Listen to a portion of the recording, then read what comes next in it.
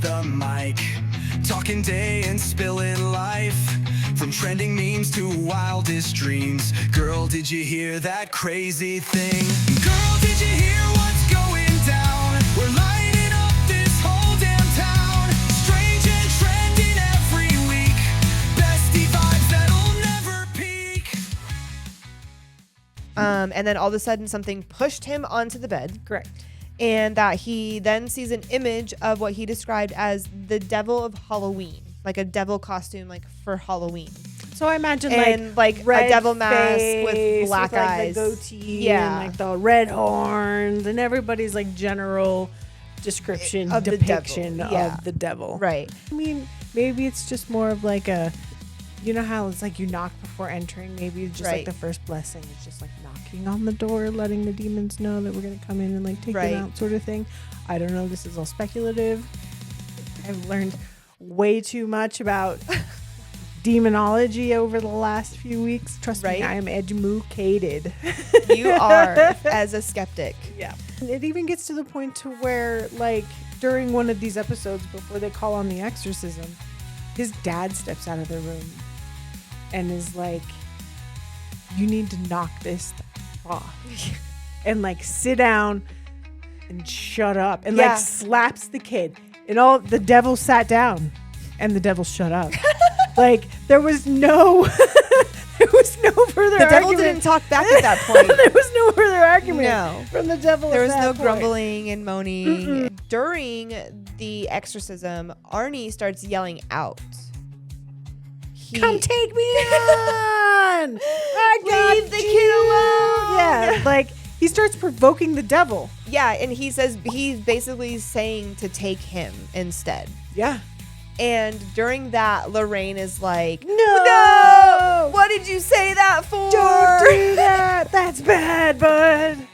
Hey guys, welcome to Girl, Did You Hear? The ultimate bestie hangout. I'm Jessica. And I'm Kristen. Today is episode 64. Yes. And we have another spooky one today, even though I thought it was the end of our series. It's a spooky. No, so here's the thing. We It's- did a spooky one before October, and we are just going to continue to do one into November. Yeah. Like it's honestly, a good it's transition. a good transition back into our bread and butter of true crime, because it's Yes. The Devil on Trial. Correct. And this is on Netflix. And it just came out pretty recently, right? Mm-hmm. This takes place in Brookfield, Connecticut, and with a family. The Glatzel The family. Glatzel family. Mhm. The main story, so the brief story of this whole thing, it is about an unaliving that happens in 1981. And that suspect it's the unaliving of Alan Bono. Correct. And the suspect that got charged with that is Arne Johnson. Correct. So it's that case. correct. However, it starts with the Glatzel family. Correct. And again, people moving into a house that then becomes haunted. So in like the summer of 1980, we have, okay, hold on. Let me restart real quick. David is the little boy. So David's He's the youngest brother. Yes. Right. And we have middle brother Alan, and then we have the oldest Carl. Correct. We have mom Judy. I don't know what dad's name is. Sorry, There's guys. also an older sister, Debbie. Yes. Debbie's is engaged to Arne. At the time of this, they're just boyfriend, girlfriend. They're living with the family. They are going to move out on their own and get their own house. Debbie's the one that actually finds the house. Yes. Yeah. She finds the house. They go to move. The brothers go to help them move. Mm-hmm. And David, excuse me, is upstairs sweeping in one of the rooms by himself or whatever. And he all of a sudden comes like running outside and is like, we got to go home. We got to go. And doesn't want to tell anything as to why he wants to go home. He's just like really freaked out, whatever. They end up leaving the house. And then later that night is when he tells one of his brothers, right? Correct. What is going on, Yes. like what had happened. Because he started kind of acting a little bit weird. at home that night. And he starts describing that when he was in the bedroom, he was sleeping or whatever. And he said that he could feel like something was like kind of like surrounding him in a sense. And then all of a sudden something pushed him onto the bed. Correct. And that he then sees an image of what he described as the devil of Halloween, like a devil costume, like for Halloween. So I imagine like red a devil mask with face, black with, like, eyes, the goatee, yeah, and like the red horns, and everybody's like general description of depiction the devil. Yeah. of the devil. Right. He's like, I saw black eyes, and he spoke to me, beware, and that he wants my soul, and he's going to come for me. And everyone just kind of like, his mom kind of just like tossed it off as like, everyone's tired, it's late, like we've had a long day, you know, Right. not a big deal. No big deal. Everyone kind of goes to bed. End of day, right? Well, then, so David's sleeping that night. And he's like, well, he's not sleeping. He's kind of just like laying there in bed. Yeah, because he just got like effed up by a ghost. Yeah. Dude. And he's only 11 years old at this time. time. Yeah. So he's just a kid, doesn't know what the hell is going on. His parents, like he told them what happened, and they obviously kind of probably reacted weirdly. As parents would in the 80s. 100%. And so he's laying in bed, and he says that he describes like he just like has like this flush of like an image like in his house. Like he sees that this image in his brain is like coming to the house. Like he's having this vision essentially. Right. And he just feels like something's watching him. And so, yeah. So he gets up and he looks out the window and he sees a figure. Right. He thinks he sees a figure. Right. At this time, when he sees that, his little like toy fire truck thingy starts like wee wee wee, As depicted in the docuseries. Yeah. Yes. I would like to throw those little things in there. Right. I love that because It's the gives details, the man. character. I Gives don't the know details. if his toys actually went off. It's just a Right. matter of who knows. the suspicions. Yes, the lure. So then he looks back out the window and the figure's gone. Basically, David continues to struggle with these visions and his behavior's changing. And Debbie is kind of getting concerned at this point. And she actually reaches out to a priest friend to come just do like a blessing on their house. Bless this house. Bless the house, right? Typical. I mean, because that's your first move, right? Yes. Because this is what it is, and that's kind of. I mean, in all of these cases, Every especially single with one the of them. haunted houses, one of the first steps is bless the house. Bless the house. So they bless the house. They bless Priest the comes. house. Mm-hmm. And this then is also something that's consistent with every time they bless the house for Yeah. the first time. Yeah. It doesn't work, it doesn't. folks. I guess it doesn't. No. I don't because know. Maybe they're that's not doing it right. That's the same night that this Maybe poor they're kid. not doing it right. Well, I mean, maybe it's just more of like a, you know how it's like you knock before entering. Maybe it's just like Right. the first blessing is just like knocking on the door, letting the demons know that we're going to come in and like take Right. them out, sort of thing. I don't know. This is all speculative. I've learned way too much about demonology over the last few weeks. Trust me, Right. I am educated. You are as a skeptic. Yeah. So that night after the blessing, David wakes up at 3 a.m. screaming, Poor kid. like bloody murder, screaming, "He's coming for me!"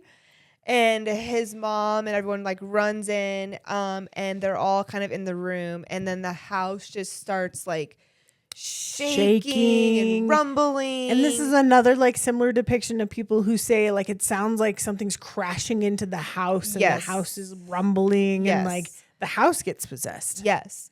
And excuse me, they said you could hear like the glass breaking and stuff like falling, and you know, obviously like they make it Something like, really similar intense. to maybe like an earthquake, but maybe those weren't happening. Who knows? I don't think there's earthquakes in Connecticut. I don't know. Something similar to the Similar noise to and stuff A very rattling severe off the shelf. thunderstorm, perhaps. Who knows? Anyways, They said it seemed to last about like 30 to 40 seconds, which Right. probably really seems Is a like long time. Like if we sat here for 40 seconds quietly, I'm not going to do that. But if we sat here for that long, you would be like, damn, 40 seconds is actually a really long time. I don't need that much dead airspace. No, we don't. No. We don't like that shit. And then, so as all that's going on, David's yelling out, he's here, he's here. And then everything just goes quiet. Demon delivery. Oh my gosh. Demon delivery. So it goes quiet and everyone's like, what the hell? Like, what the fuck, you know? Right. So they just kind of like chill and try to just like decompress from that and try to relax for the rest of the night, whatever. They know that their neighbor has a friend who knows a psychic, right? Oh, really? Yeah. Who is the Guess psychic who? that she knows? Yes. Is it Lorraine Warren? It is. Oh, wow. It is. And so Debbie reaches out to them. Ed and Lorraine, correct. And then they start kind of transitioning into the show. Right. Also, Chris it kind of comes into the show at this point, who is the Warrens' grandson. And I think he was there kind of just speaking on behalf of them. I was wondering, like, WTF, why is he here? Oh, because he something from the Warrens needed to be represented. Right. Right. And they're not here to do so themselves. No. I wonder if they haunt people. Yeah. For the people who believe in that, I bet they do. I wonder. I bet they do. I wonder.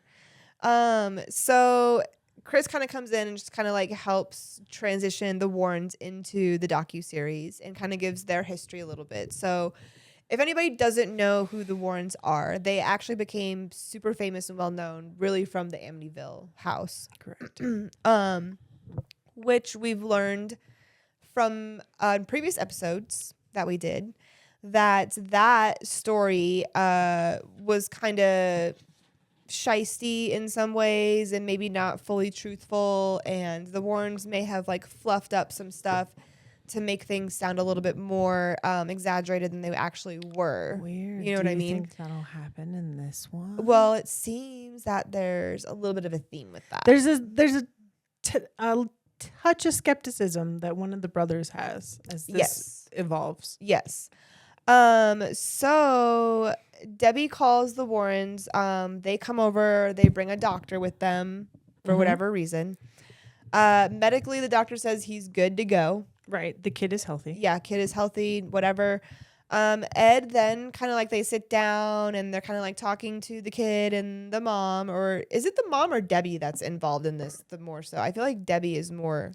I feel like they both are, but Debbie they seems both to are, be but like, they are in like different avenues. I think Debbie's kind of more of like the front runner of like, let's get this fixed. right. But And mom is more like, of like a here to protect my child sort of thing. yes. Okay. That's what I was feeling too. So yeah. So they're all sitting there and Ed's kind of like talking to the kid, asking him questions like, do you want this to keep doing this to you? Like, Right. Of course. kind of, not. talking in a very leading way, kind of planting seeds in his head, essentially. Yeah. As like, hey, when you're later possessed, on- you might get some growling noises. There might be swears. You also might have, uncontrolled body movements Yes. and screaming. And then all of a sudden, after this little meeting with the Warrens, David starts to experience those things All of more these symptoms. intensely. all of these symptoms all of a sudden. All of a sudden. Now, okay, in David's defense, we have to keep in mind that this is not the first time David's being a little shit, because it goes back up to where, remember when his toys go off and stuff? That's before Ed and Lorraine, when he thinks he sees a demonic figure. Right. When he gets pushed on the bed, earlier when his sister sent him upstairs to get the room cleaned. That's also before Ed and Lorraine. Yes. So, and then again, excuse me, in a time period in between after he gets home and something else starts happening, but he starts acting out Yes. to where his parents are like, WTF, David, what is going on with you? And we find out later that, so I know that Ed and Lorraine gave him great, a good context, if you will, on how to act. Because especially Like now low-key after this. coaching. Yeah. I mean, because I can totally see that. And plus, he's 11 years old. Yeah. Of course, he's going to That's take like super impressionable. freedom to curse at his mom. And if he was like, he was he's the feeling baby of the frisky family that day. Yeah. Yeah. So I mean, you never know. it's Whatever. I give him some credit. Like maybe something is going on because there are some speculations. Yes. But it's also kind of hard to full send believe what is going on because Ed and Lorraine is like, Involved we've in seen it. this before, and here also is every detail Right. of what this kid is, of symptoms this kid is exhibiting. Yes. So, And so basically the possession continues with David and it escalates. And it's to the point now where like the family is like all watching David essentially. right. Like they're like taking they're sleeping in turns. shifts. Yeah. They're making sure that he's safe and he's not. I mean, because David would attack his family. Yeah. And so that's going on. And so finally, the family's kind of at their wits' end at this point, and they feel that they need to seek further assistance, and they reach out to the priest again, and they start the process to try to figure out how to get an exorcism done. Again, this is where we learn that it's not just easy to just like go knock on the priest's door and, you know, make an appointment for an exorcism. Like they had to supply evidence to the church and they had to like do a whole thing. Yeah, you have to build a case. You have to build a case. You can't just get an like, exorcism for funsies. no. And David in the documentary now as an adult telling his story was, you know, and the family is all saying that. They're like, I had no idea like it was like that. And I knew that because I've seen a lot of the shows. Because we've been well versed in yeah. But I don't think initially I would have known that. I thought that there were only specific priests that did it and that you had to seek them out. I think you have to be a certain level of priest I believe so. in order to do it. Like any priest at this level of priesthood can do exorcisms. It's like an achievement unlocked sort of thing. A level upgrade. Exorcisms now unlocked. Yes. I wonder, is that like the highest one? I don't know. Probably not. But like I'm sure A it's lot up of there. priests don't do them though. No, because they don't want to. No. I mean, because then that's giving, you know, the devil his power sort of thing. And I mean, and I get it. The devil also gains power from skeptics, or is able to like hide and The reside. devil can gain with power from skeptics, anybody, but, regardless like, of what they believe spiritually, I believe. You know? Like ultimately. Right. Yeah.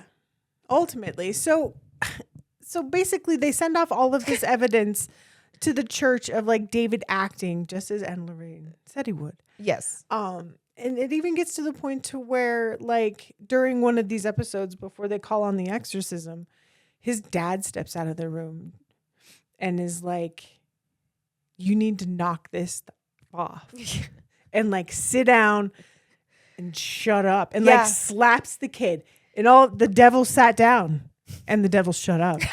Like there was no further The devil argument. didn't talk back at that point. There was no further argument No. from the devil. There at was that no point. grumbling and moaning. And, The devil no. sat down. but so dad, during a lot of this time, Dad's a huge skeptic this he was entire time. Yeah, he like removed himself and just kind of like was just working and The only time he not- intervened was like that one instance. yeah, which he I would thought just was go into the room. Hilarious. He would come home from work and go into the room Right. and just be in there. Just not be a part of it. No. And he just thought David just had some mental issues. Yeah, Yeah. whatever. So the exorcism happens. It's pretty intense, it seems. They're going through it. The church shows up and goes, "This boy needs an exorcism." And they start doing the thing or whatever. And, they're describing it as, that, David's yelling out and like all these different things. They and don't do the exorcism in the house, which they I do thought it at was the weird. church. Because I thought like you do it in the place in which, but like technically David picked up this entity, if you will, at his sister's house. Correct. So It was possessed. Yeah. It was going after him. So he so was like he's got vessel. it like stuck on the bottom of his shoe like gum. Yeah. And he's just taking it everywhere he Pretty goes. much. So I think I guess that's why they justify it having it at the church. I'm not quite sure. And maybe just like being in the church, like a holier place, yeah, a little more protected. Yeah, more powerful in a sense. Exorcisms are for supposedly religious very battles. dangerous, Yes, right? they So- can be. I mean, this would be a very interesting topic for Trevor. This would be. I mean, Trevor- provoking a spirit is some Trevor- pretty powerful stuff. Yes, but Trevor needs to have a priest that has performed an exorcism on his show as a guest. Good luck, folks. If you know somebody, If you know someone, drop them in the comments. comment below. Oh, and also while you're there, don't forget, Hit like and subscribe. hit like and subscribe. Thank you guys for your support. We're almost at like 400 subscribers. Guys, thank you. That's amazing. That is amazing. For like our little baby channel. Eventually, we will be moving to Team Awesome Podcast Studios. I am still moving everything over there. It's a long work in process. progress. Sorry, guys. It's because Ed and Lorraine are involved. Ed and Lorraine are involved, and they're just fucking everything They're up. just messing everything up. So apparently during the exorcism, The church gets cold. the church gets really cold. David's like choking someone. David turns into the devil. He starts choking someone during the exorcism that no one else can see, or he's trying to like get someone off of him. It looks like in like some Right. of the footage and stuff that they were showing, Yeah. right? Yeah. Some of the And photos they're that were like taken. holding him down, and he's like contorting, and there's a lot going on. So Arne is a part of the people who are holding him down. Yes, and Arne is Debbie's boyfriend. Yes. And during the exorcism, Arne starts yelling out. Come take me on! I Leave got the you! kid alone! Yeah, like he starts provoking the devil. Yeah, and he says he's basically saying to take him instead. Yeah. And during that, Lorraine is like, No! What did you say that for? Don't do that! That's bad, bud. Yeah, that's bad business, And man. yeah, what the fuck? Hell no, man. Hell no. And so then David seems to be fine. everything, like they go through the exorcism, all of that happens, and then it kind of like settles down. And then things are settled down for a little bit. Are quiet for a while. Quiet. Mhm. Then Arne starts to act weird and has some behavior changes. And he starts to gets into an argument or something with his landlord. Pause 1 second. Pausing. There. Remember, there's a bit in here where Lorraine, I wrote this down because I thought this was interesting. Lorraine took it upon herself to go into the police station and tell them You're right. that this Yes. is after the exorcism. The exorcism. So she goes into the police station and tells them, hey, I feel like there is going to be some knife violence with this family, this yes. situation, these people, right? So and I thought that was effing weird. This is even before the but altercation. She's a psychic. Okay, yeah, but like, is she though? And then all of a sudden, I never all of a said sudden, I here's don't believe Arne. in psychics. Right. Well, okay. I do believe that some psychics and people that have those abilities can use those abilities to manipulate public to become famous or create fame out of that. Right. In a sense, which in is the way like- that the Warrens and which did. is the thread that we're pulling on, saying that Ed and Lorraine are using these people. Right. Which then creates... creates the skepticism. It does. It does. Because I'm pretty sure there are actual, like, legit psychics out there that are probably don't support people like the Warrens. Right. Because of that. Fair. You know what I mean? That's totally fair. So if you know someone also that's a legit psychic, let us know. Drop us in the comments. Curious. We'll have a psychic and a priest That would sit be- down oh. together. That sounds like the beginning of a Ooh. joke. A psychic and a priest walk on Sit the girl. down Did at you a hear? table. Hey, it could be interesting. That would be very interesting. Okay, back on track. Sorry, guys. So All over the place today. Arnie starts acting weird. Yes, Lorraine goes to the police station. Lorraine tells goes to them the police knife station. Stuff's happening. Hey, I think someone's gonna get unalived with a sharp, pointy object. Correct. And then the police are like, "Oh, Lorraine, You're and just then being silly. and then Stop it. brush it off and move on." So I think it's only a matter. I want to have, say it's like, about 5 months. February 16th, 1989. Yes, 5 months after the exorcism. correct. Arnie starts feeling sick and goes to dinner. Yes. And what is he's eating dinner? He's So, having some drinks. Arnie says he feels sick that day, right? And he's like, "Oh man, I'm not feeling really good." But he's got this dinner with his buddy Alan. Mm-hmm. And they decide to go. So him and Debbie go to dinner with Alan. They are drinking wine, conversating, eating food, do as friends do at dinner. And then they all go back to Arnie's place. Correct. And then, so keep in mind, folks, that there's drinking. Everybody's partaking. Yes. There's nothing wrong with that. No. But somehow Arnie and Alan get into an argument. Yeah. They're beefing. They're beefing. And so Debbie is also watching Arnie and Alan have this altercation. Correct. So they get into a point to where Arnie takes a knife out of the sheath and stabs Alan. Yes. Bink, bink, bink. And unalives poor Alan. Yes. So In front of Debbie. in front of Debbie. Debbie Yes. goes in and calls her mom and goes, "Oh my gosh, get over here. Something just happened to Alan and Arnie's in trouble." So Arnie takes off. Mm-hmm. And off he's in the wind, Yeah. right?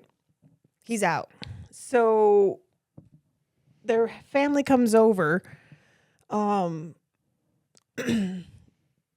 Unfortunately, Alan passes away. Arnie gets found, picked up by the police later. Mm-hmm. David starts freaking out, going, "We got to save the house. We got to board up the house. We can't be here. We got to save it." Because Arnie, he Yes. thinks since Arnie is possessed, because this is the thread here we're pulling on, folks. Right. Arnie took on the devil when they were exorcising the devil out of David. Correct. So now we're under the impression that David is no longer possessed. Correct. Arnie is. Correct.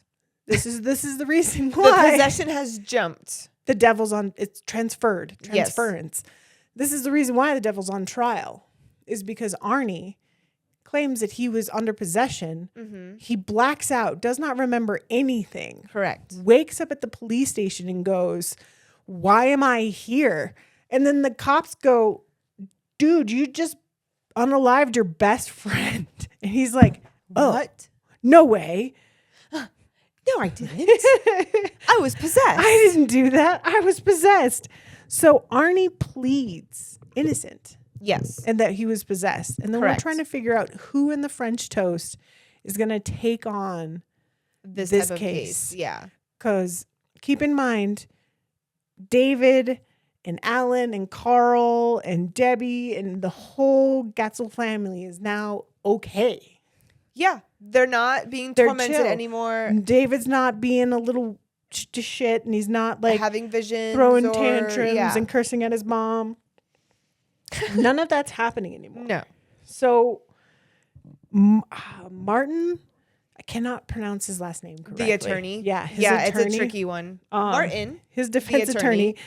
attorney, did not believe in the paranormal before he took this case on. Correct. And in that, I thought that was interesting. which is, I appreciate that. I appreciate the honesty with that, especially for like the skeptics. And out the there. fact that he took it, he was curious enough to keep going. Yeah. Because he went in and talked to Ed and Lorraine, and of course Ed and Lorraine showed him all of the photos and the video and the tapes that they had of David Right. being being possessed, and then also the videotapes or what the recordings of the transference from the this is so hard to say with a straight face, the transference of the devil from David to Arnie.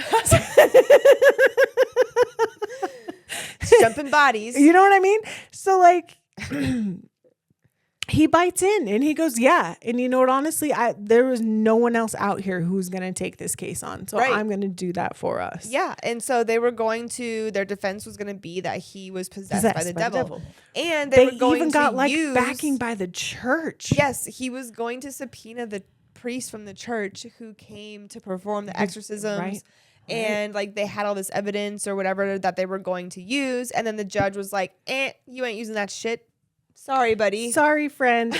Well, I mean, so here's the thing. Here's where Carl comes in, right? Yeah. So Carl gets to tell a little bit more of his Carl story. is the older brother. Carl is the oldest brother. So Yes. Carl was 15 at the time of David's possession. Correct. So Carl's view of this is that Ed and Lorraine were at his house constantly. He was saying they weren't there every day, but they were like every other day or every third Pretty day. But they were there a regularly. lot. Yeah. And in the beginning, when, as we mentioned earlier, when they were explaining the demonic possession and how everything goes down, they were explaining all of this in front of David. Yes. Where David can be like, oh, that sounds like a great idea. Yeah, like he's just filing this information away. Like, oh, okay, I could act like that. I could do this. You know, Right. You know, to make this believable, we can do this, this, and this. Mm-hmm. And then, like, so Carl starts to become the biggest skeptic and said that, you know, Ed and Lorraine, or Ed walked up to him one day and asked him how he felt or what he feels. And he's like, I think my whole family's crazy. And all of this is a bunch of BS.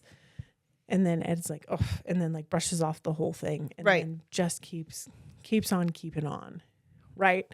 So Poor Carl. Carl expresses that he, unfortunately, when his sister called his family to the incident, Carl is the one that rolled Alan over and was like, hey, what's going on? You know, I'm here. And then he's unfortunately the one that was with Alan in Alan's passing. Mm-hmm. So he got to confirm that he was, you know, there. And then not there. Right. Yeah, it's kind of weird. Like the pieces like don't fully line up because like in Debbie, because she was there and saw it happen, and she like hands down swears that like there was no knife. That or no, that Arnie didn't stab Alan. Yeah, it was just like close pushing, and that she whatever happened that it was not Arnie like in control, right? Essentially, right. But there's this whole rumor behind them that this is a tryst. This is a love triangle between Arnie, Alan, and Debbie. Right. So Debbie confirms that her and Alan had a relationship, but that was done. Correct. And then she picks up a relationship with Arnie, and so she remains friends with Alan, and then here ensues, you know. Well, yes. So there are rumors or theories that there was possibly like another affair that happened, or some sort of love triangle. But like mishaps. Debbie stands behind it and says, no, that's not it. Correct. You are wrong. Correct. And so even though the Warrens fluffed, so there's a book about this story also. And in that book, they fluffed a lot of things as well. And the writer was told to. Yes. Just like they were in the Conjuring. Yep. Yes.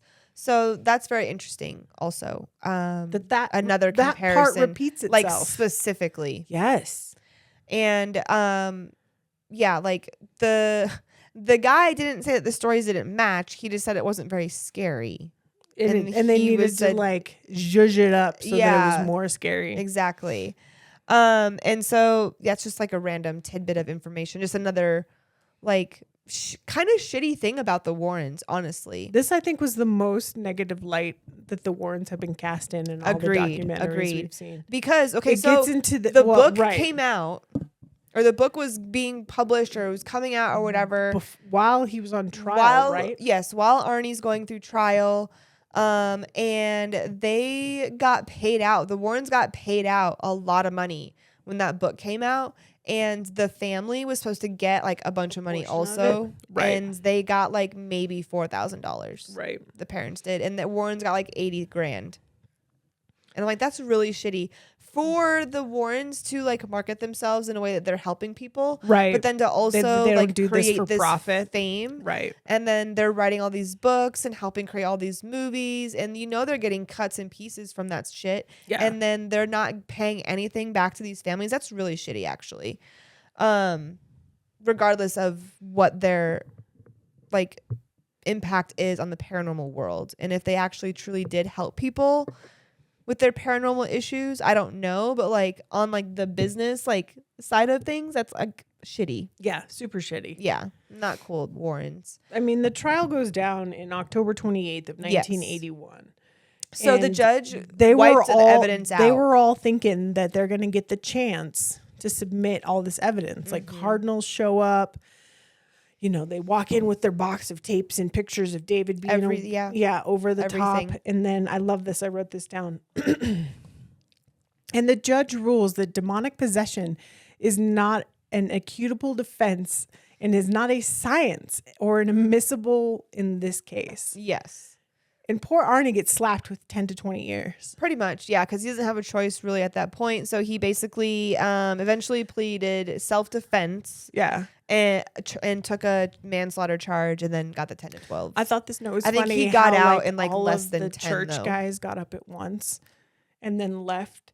And then the church decided to decline any further comment, did not Yes. in regards say to that, anything after that? in like defense for Arne, didn't say anything after that. No, after the because judge was it's- like, nope, I can't use this here. The church is like, well, we've got no business being here, and then left. No, because the church, like especially Catholicism, like they're like sacred in a lot of things. Yeah, oh yeah. You know what I mean? Mhm. And they don't speak about stuff at all.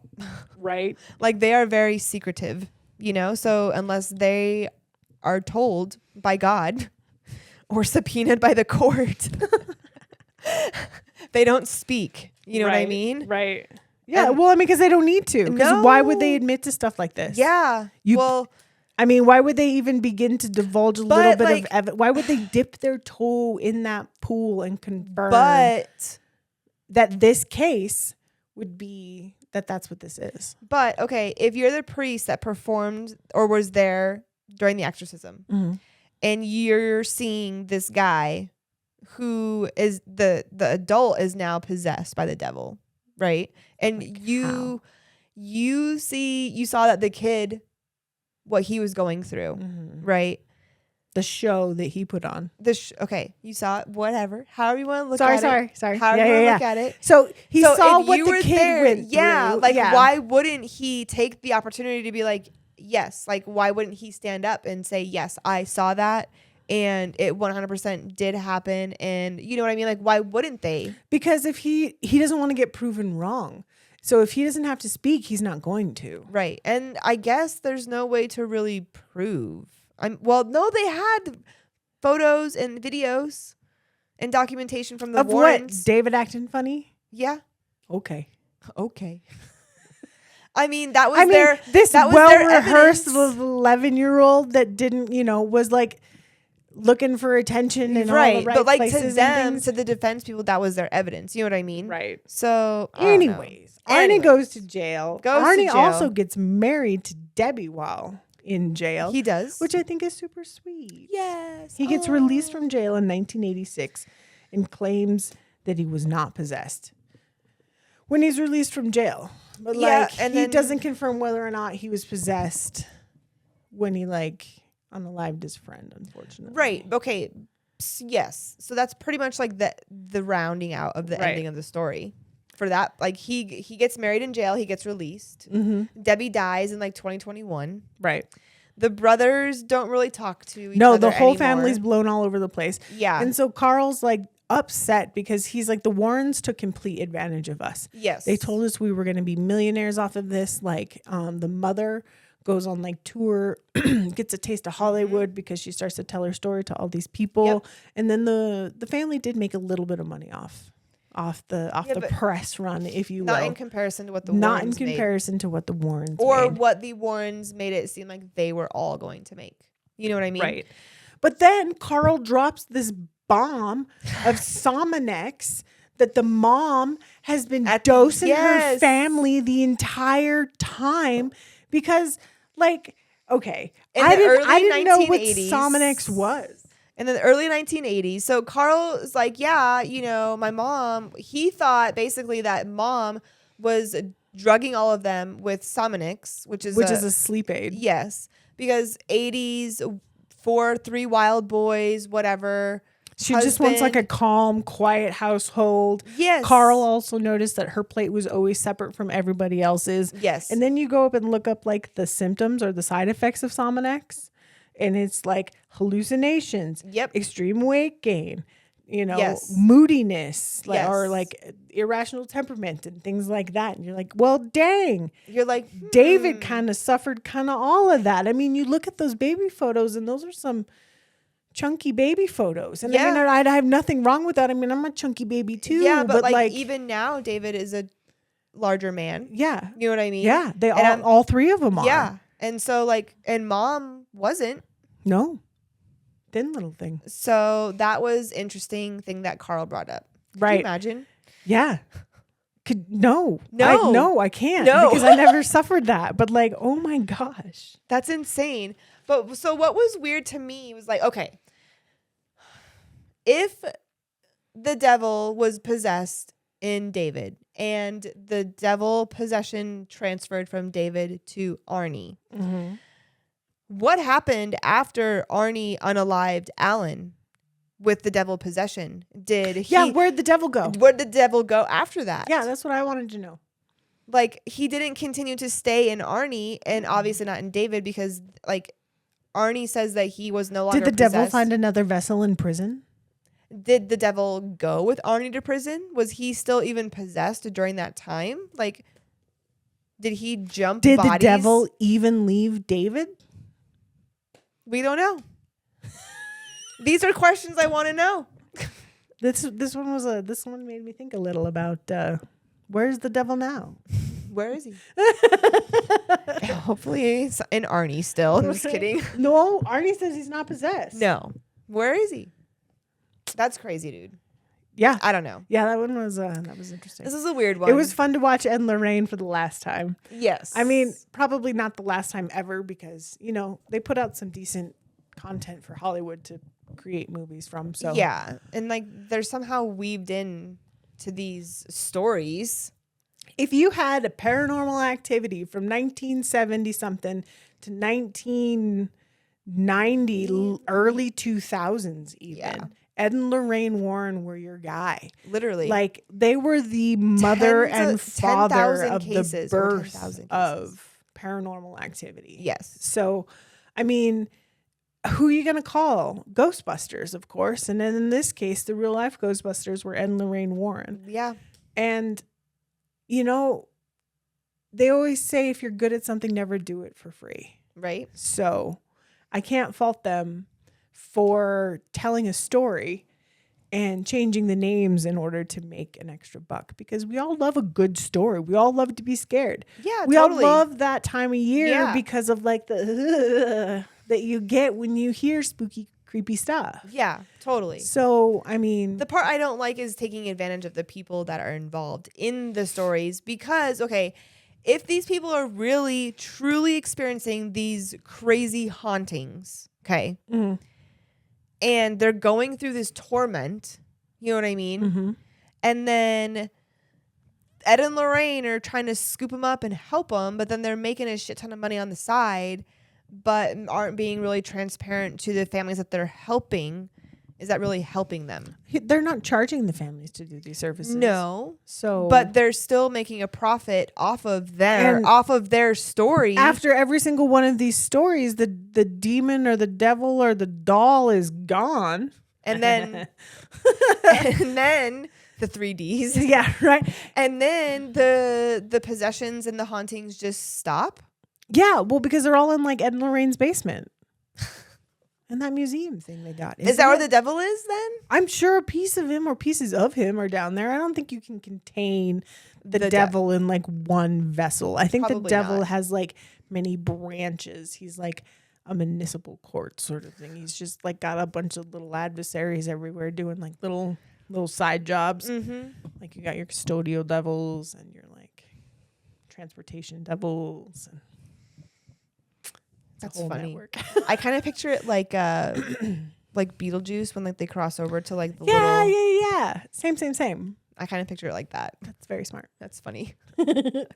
Anyways, if you guys have something that you'd like to share, a haunted story, an Ed and Lorraine fun fact, anything at all related to this story or anything paranormal, true crime, priest, a story you'd exorcism, like us to look at. If you've witnessed an exorcism, let me know. Oh my goodness. What do you mean? Oh my goodness. No, just okay. If you've witnessed an exorcism, please let me know because I have questions. I have questions too. We'll make room for a guest if we had to. There's plenty. There's a table right here. We can just throw a scoot chair. that out of the way. Yeah. And we will just grill you with our questions. Thank you guys so much for hanging out with us today. We do appreciate you and your support. We will see you guys next week. See you next week. Bye. From truth or lies, we'll call it out. They whisper gossip, but we shout. Pop culture queens and headphones clear.